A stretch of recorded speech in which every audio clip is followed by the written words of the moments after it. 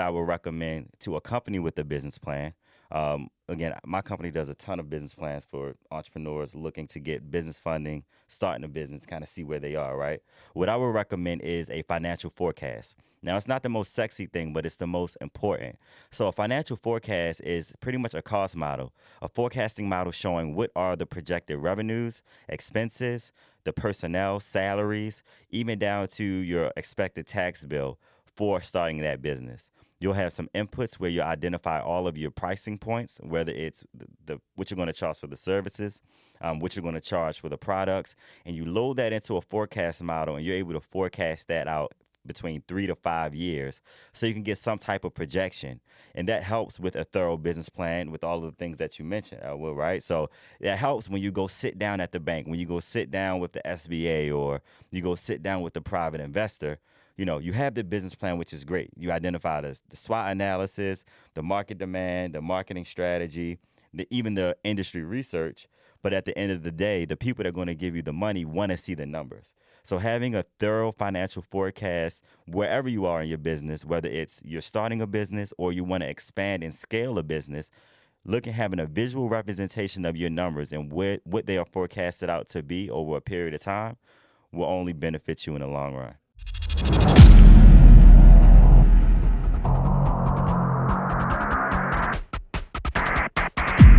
Welcome to the Winning Season Podcast. Today's episode is What is Business? Stand on it. I'm your host, Elwood Lane. So I've been doing project/program management for a Fortune 200 company for over 10 years. Uh, in the last 4 years, I've been serving as a lead engineering program manager.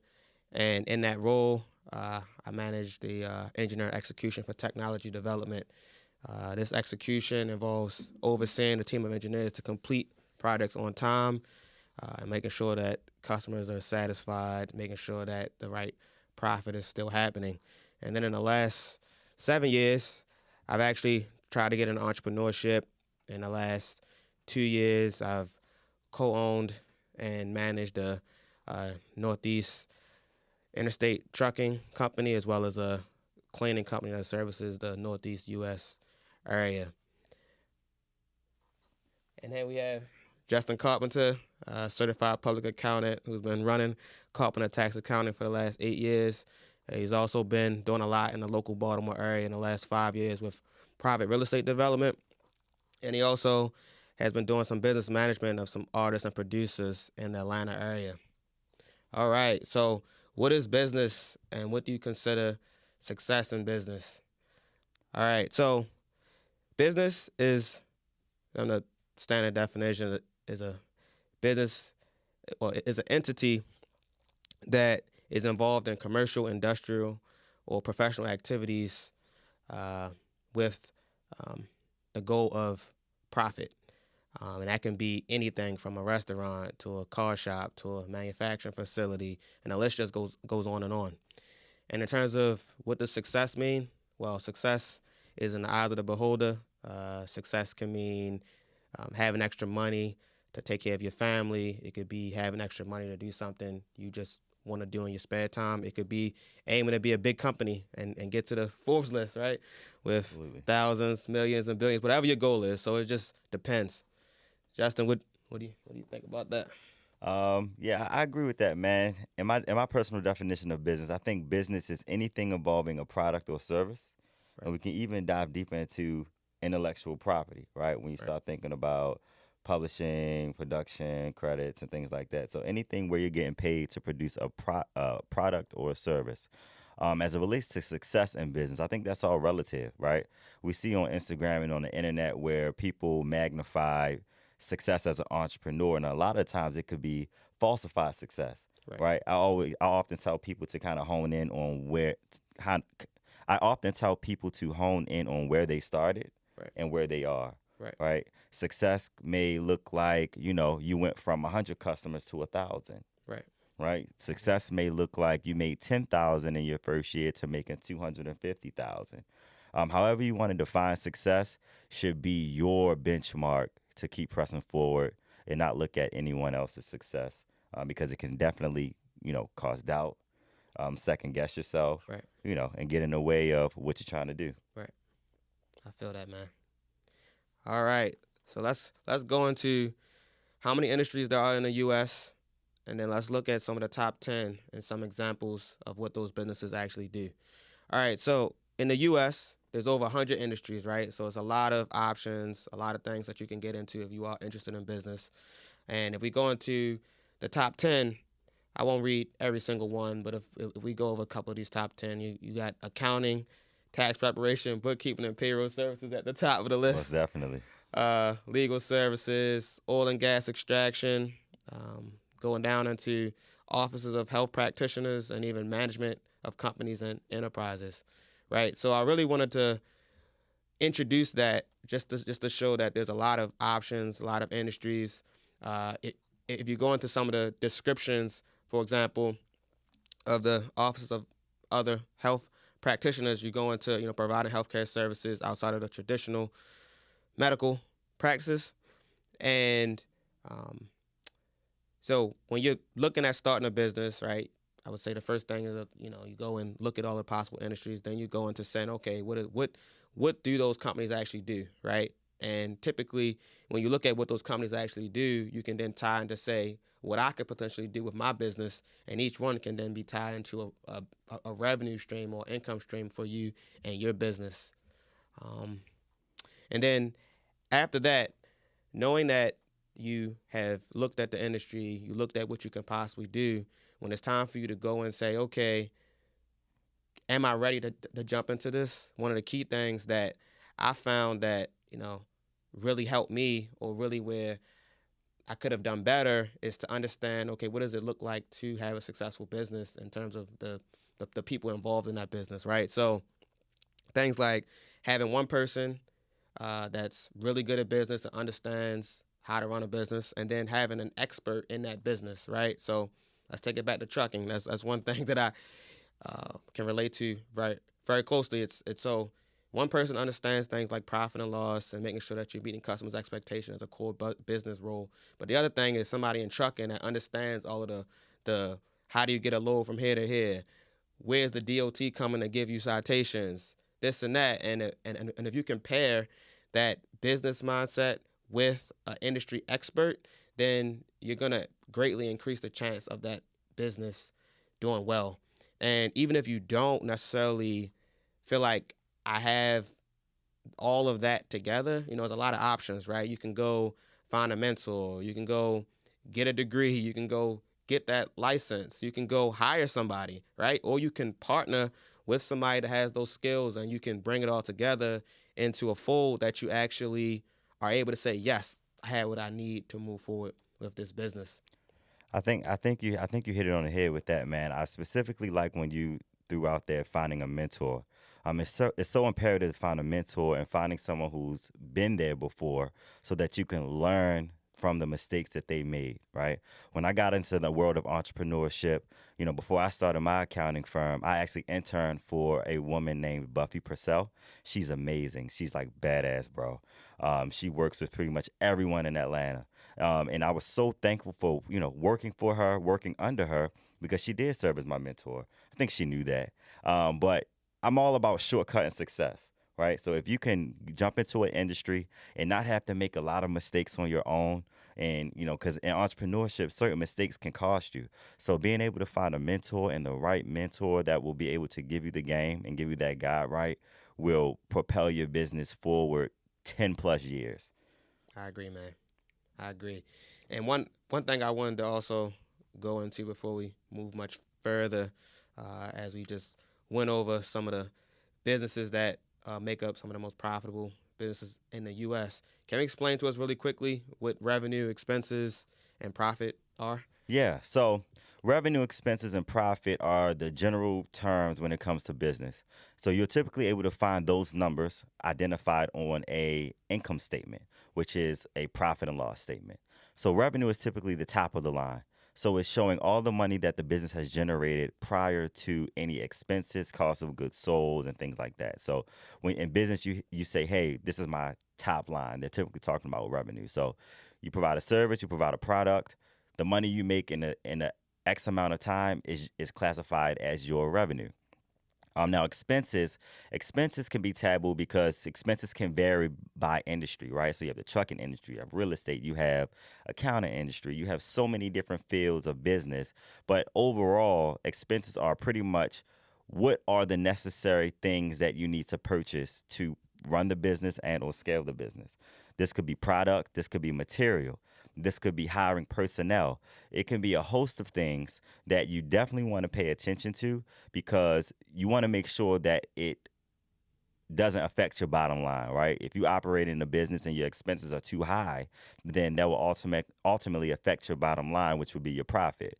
So that goes, but now we're into profit, right? So at a high level, profit is the money you've made after expenses. So you made your money on the top line, the money came in. You had money going out for certain expenses, whether it's office space rental, employees, again, materials, job supplies, repairs and maintenance. It can vary based on your industry. And then what's left over is your profit, and that's typically what you're taxed on.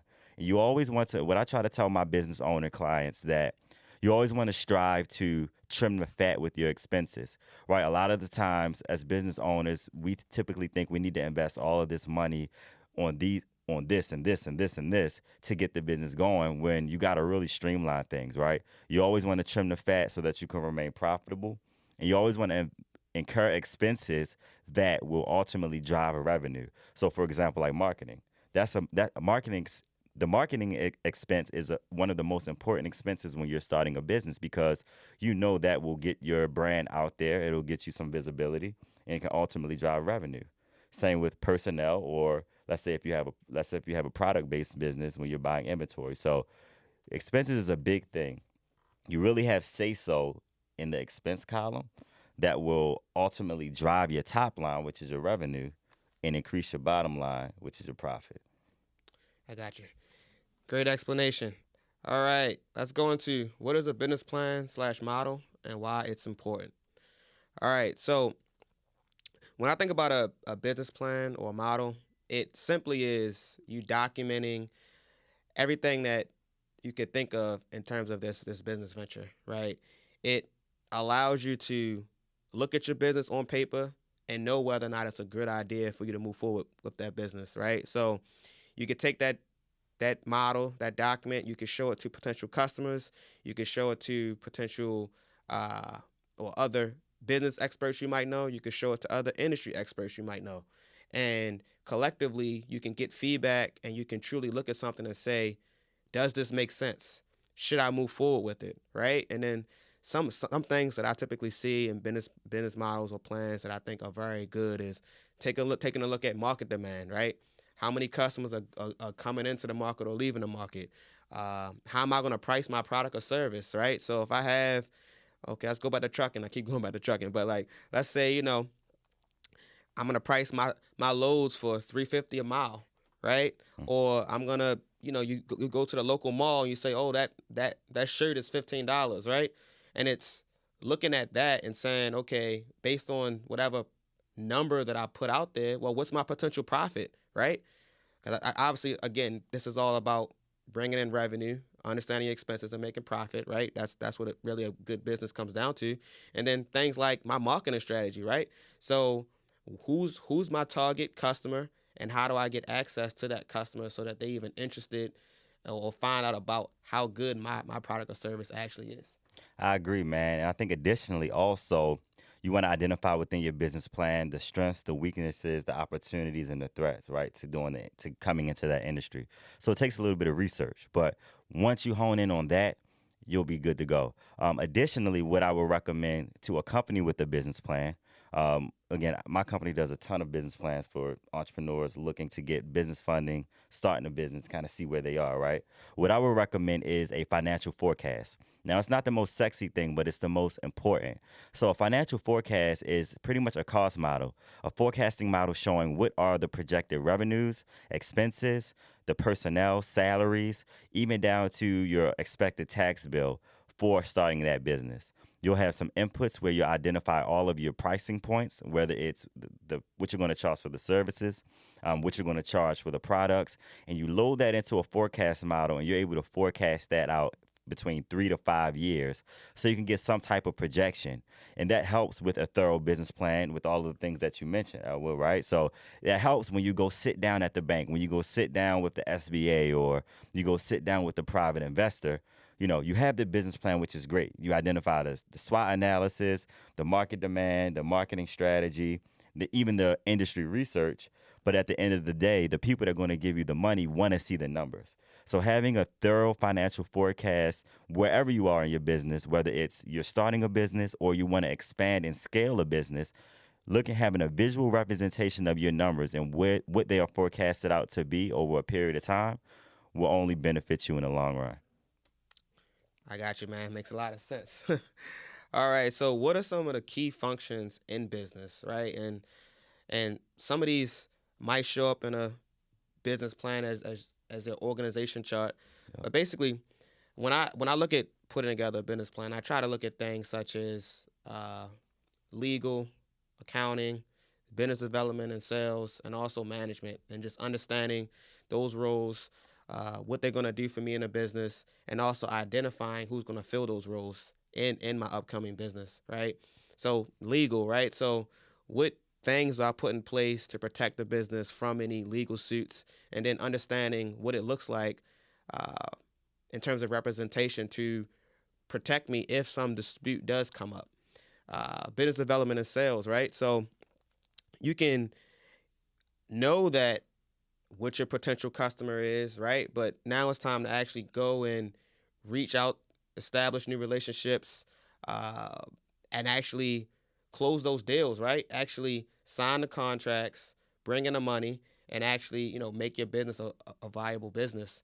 And then also management, right? So I always tell people, right?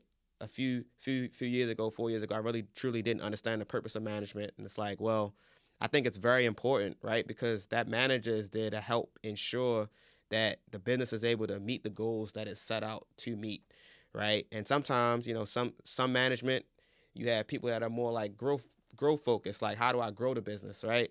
Then you have other managers that are more so focused on the day-to-day execution and saying, how do I actually make sure that today we make profit? Today these customers are satisfied, right? And just other things like making sure that your employees aren't quitting at a high rate, things like that. What do you? I agree. Definitely, all of those elements are definitely to key components to a business. Even if you're unable, right? The startup phase is typically the hardest phase, right? I learned a long time ago. The first year is the roughest. The second year is the toughest. The third year you'll start to see some direction. Sure. But even if you're unable to bring on all of those people for full time, I would recommend consulting with them. Build a relationship to have those people in the back pocket where you can send an email or set up a call to get that information. I definitely want to highlight the importance of an accountant, right? You want to have a numbers guy because you don't want to just go spending money all willy-nilly and you find yourself, you took out a business loan for $50,000 and you blew your budget and nothing was done right? So I think the importance of an accountant specifically within the whole business structure is very key because you're able to see how you can allocate the funds for the business, right? What are the tax implications? How you're able to set up your business, so on and so forth. And like I said, most startup entrepreneurs may not have the resources to bring an accountant in on retainer. I'll be honest. Retainers for accountants can be pricey, right? Especially depending on the level that you're working at and the size of the business. But it's always good to have an accountant in your back pocket that you can call, have a conference call with, ask a question, or what everybody like to say. I want to pick your brain. That's fine. Same with legal. Same with having a lawyer on call. The accountant and your lawyer, I would put them as the top two people that you would need to have in your business to make sure that the success of your business is on the up and up trajectory. I agree, man. They're very important. And one other thing I wanted to say before we leave the important functions of a business is that when I think about corporate and I think about a small business, I see both of them needing these core roles, right? So no matter how small you are, no matter how big you are, these things are critical for you to be able to run a business and for it to be successful. Definitely. And what I want to add before we move on is that it's like a mindset that I adopt. It's the PTP mindset. That's something that I kind of came up with. It's called people, tools, and processes, right? So when you're starting a business, you need to have this mindset. So you need the people, which is what Elwood just explained, right? The legal, the management, the business development, the accounting. You need the processes. So from end to end, from the time the customer comes through your door to through the time that the product is service from the time that the customer comes through your door to the time that the product or service is delivered, what does that look like? And then also the tools. So what tools are you going to use to help run your business efficiently? So if you think about it, whether it's on a smaller scale, with a small entrepreneur, one person own one owner business, or even a corporation, everybody has those same things going on. So I Right. think that have that mindset and making sure that you got the right personnel, you'll be set up for success. I agree, man. I definitely agree. All right. So now that we've talked about what a business model might look like, now that we've looked at some critical functions, how do we actually go and get started? What does it mean to legally form a business, right? So for me, all of the businesses that I've done, I've gone and done LLCs, right? That's just been my default, and that I've gone and went on Maryland Business Express and paid my $300 and got my LLC going. Got my EIN number. Went to the bank, set up business bank accounts, right? What do you think is some key considerations from saying a tax or accounting when you're trying to decide about what type of business you should form? Yeah, that's a great question, bro. So it's pretty much it's a large umbrella. Number one, there's depending on the state that you live in can vary based on the filing fees, right? Some people file in Maryland. Some Right. people may have businesses started in Georgia. You may have some people starting businesses in Delaware, Florida, Texas, or Wyoming that may be tax exempt. So that right there, that filing process and those filing fees can vary. The LLC is the most common business entity that people typically go with, especially if it's a single owner, single member LLC. But there are other entities that people look into, such as S corporations, C corporations, partnerships.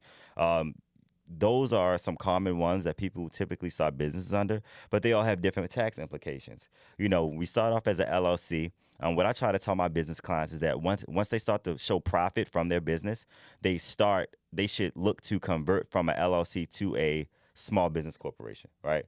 A S corp. So in order to do that, you would typically file Form 2553 and submit that to the IRS. But I'm gonna rewind it real quick, right? So when you start to show profit with an LLC, it's great and all, but from a tax standpoint, that's typically reported with your individual tax return. So what a lot of entrepreneurs don't know is that, let's say your profit is 50,000 from your business. You had a booming year. Your profit is 50,000. You got to report that to the IRS, which is great, right? In hindsight, but at the same time, that can kind of hurt you on the back end because now you have federal state taxes you have to pay.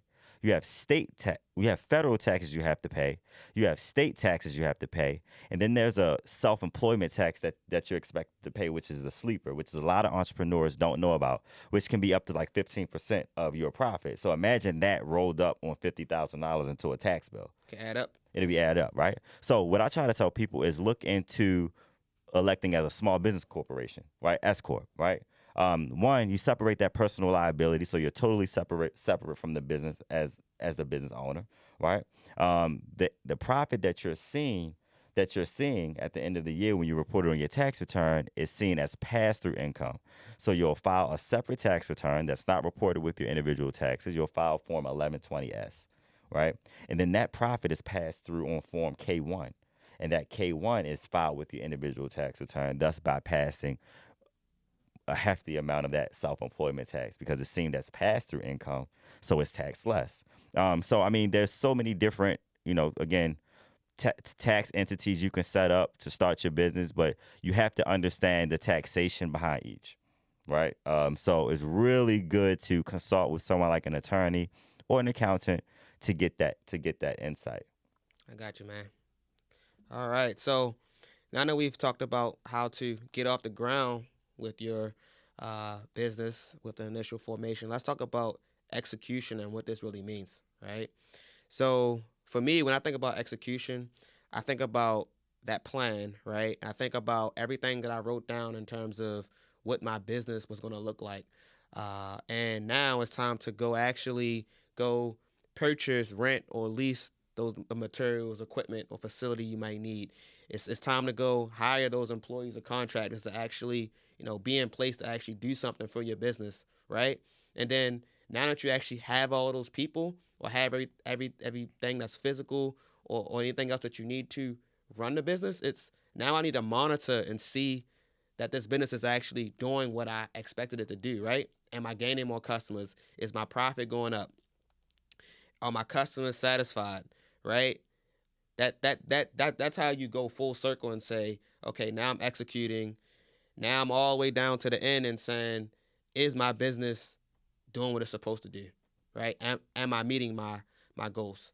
I agree. I agree. I know for me, I go for it, bro.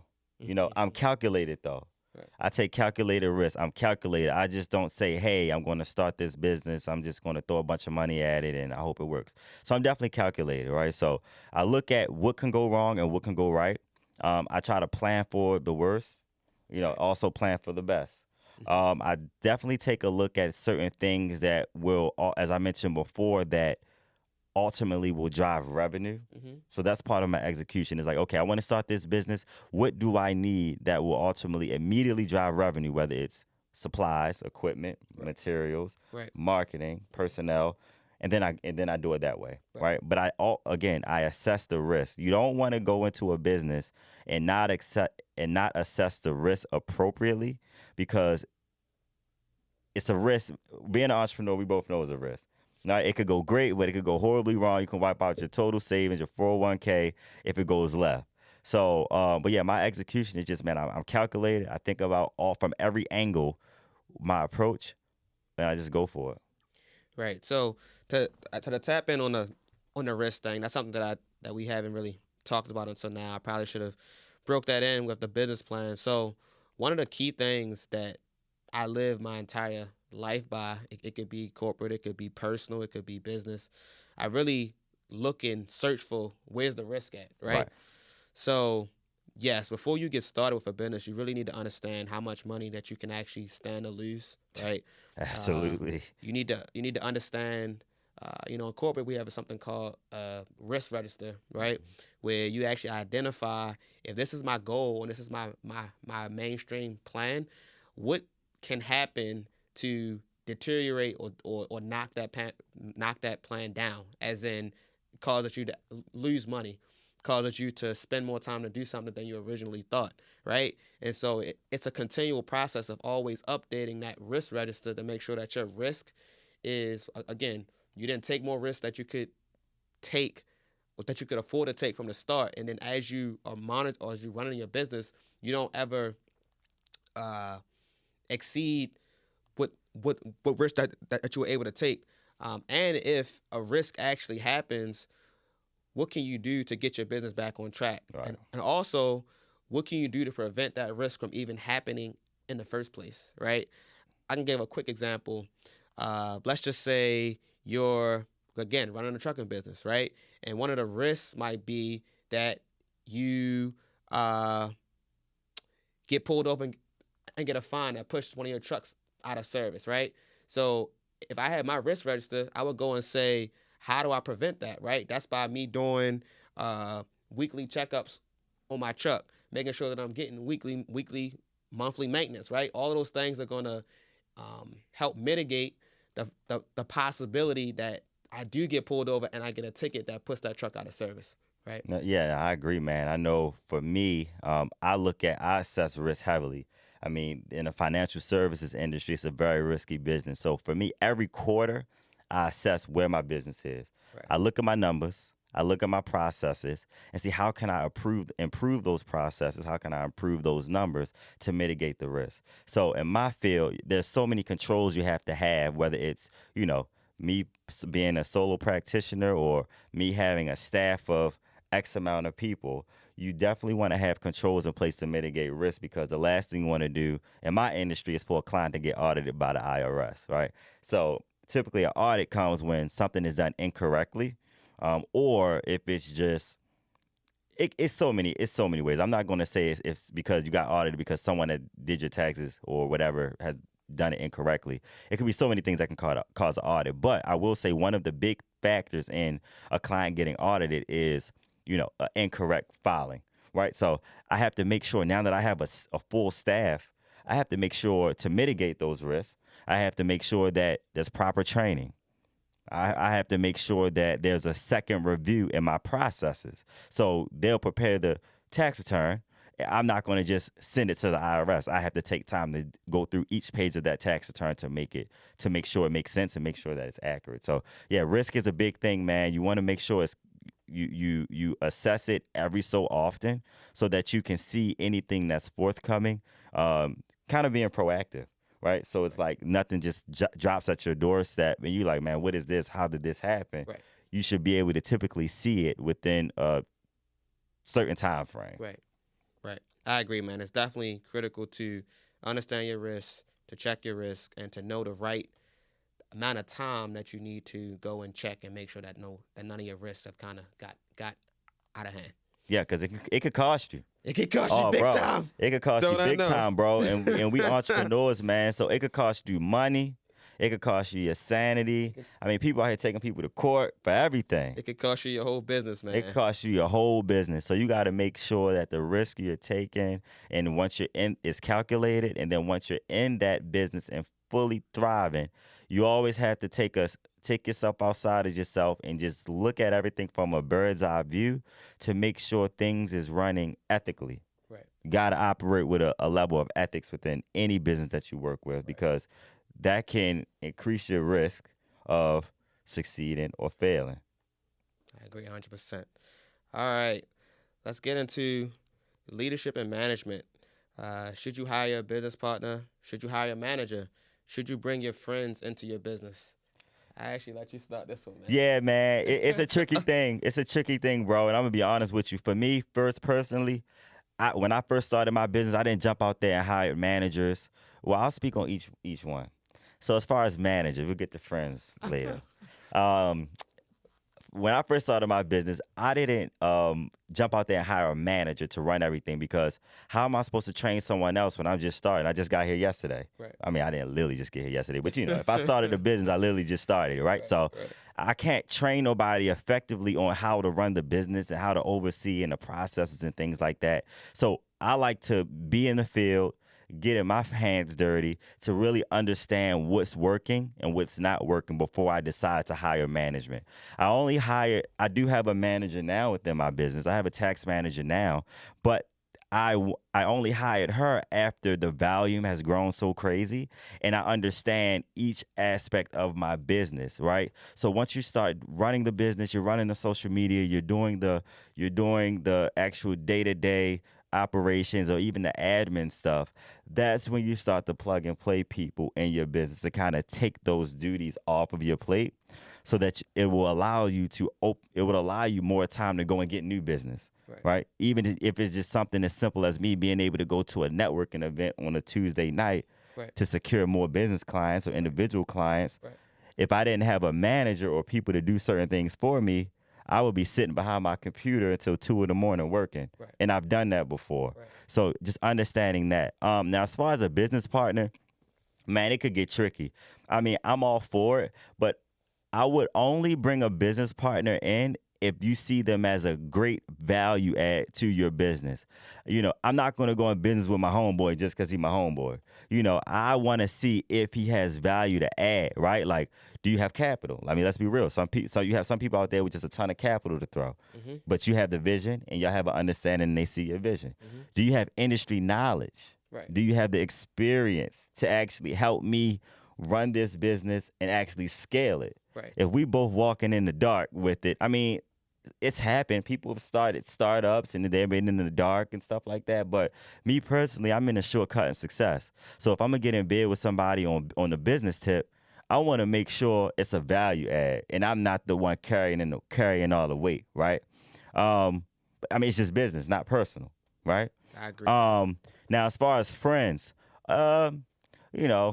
it's a little tricky dealing with friends in business. I try not to do business with friends. I have a few friends who are clients, but I try not to bring my friends in my business life, Right. just because it can get tricky when you're dealing with money. Right. Regardless, whether you have an accounting firm, whether you have a trucking business, whether you're doing real estate, it can get tricky when you're dealing with friends and money. And the last thing I want to do is fall out with somebody over a few thousand or a few $100,000. It's just not worth it. I'm all about relationships. Now, if you and a friend have this same idea, same goal, and it's just like y'all really started at the same playing field, then why not take that risk? Build a dream together. That's fine. A bunch of world-renowned companies have done it. Two friends. Think about Facebook. A bunch of friends have came together and built this platform that is now makes money every second of the day. Right. But at the same time, if you look a little deeper into that situation, a lot of those friends in that same situation fell out also. Right. When you see Facebook, you still see who? Mark Zuckerberg. Right. You don't really see the other guy. Right. You know? And if I would just say research that. You know what I mean? But it can get tricky dealing with friends. Right. I support it, but me personally, I don't like to do business with friends just because I want to protect the relationship. It's a million people I can do business with in this world. Right. You know? Right. So I would just rather protect that relationship because friends are few and far in between. Right. You can find another business partner, but it's not too many. It's not often that you'll find a friend that's been down for you since the sandbox, or this person has your back no matter what. What you think? Man. So I'm gonna go into a little couple definitions of how I see leadership and management first, and then I'm gonna dive into some of that. Right. So, we talk about, or you'll see the words leadership and management used a lot. And when I think about a good leader is one that's able to influence people to follow them. Right. I think about when I think about management, I think about it more of as a title, and somebody being in place to, again, bring people together to actually meet goals, right? I think about being a leader and a manager together as being an ideal place where you can, one, have a title that you're supposed to be bringing people together to reach a goal, but also you're able to influence and motivate and actually get people to follow you and do what they're supposed to do and be highly motivated to actually do it.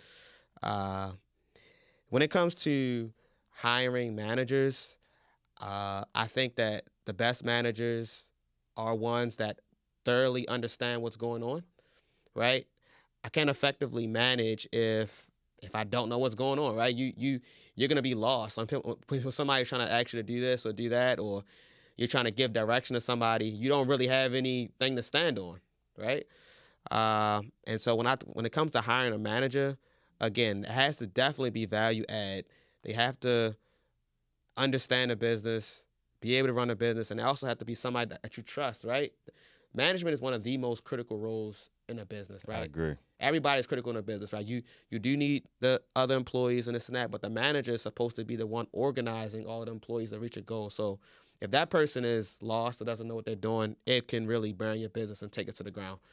But I'm not against it, because I know that I can't be everywhere at one time, and I don't want my business to be relying on me having to be awake or me having to answer every phone call. So when I get to the point where I feel comfortable that this person understands the business and understands the business goals and they're committed to helping the business reach those goals, I'm confident in allowing a manager to take over. When it comes to utilizing family, friends, whatever it might be, I think I've gone a long way with one of my business partners. We've done a really good job of having strengths and weaknesses, knowing who's good at this, knowing who's weak at that, building each other's weaknesses up. And also we've just had one common, strong goal that's allowed us to just keeping each other accountable in terms of working towards that goal. And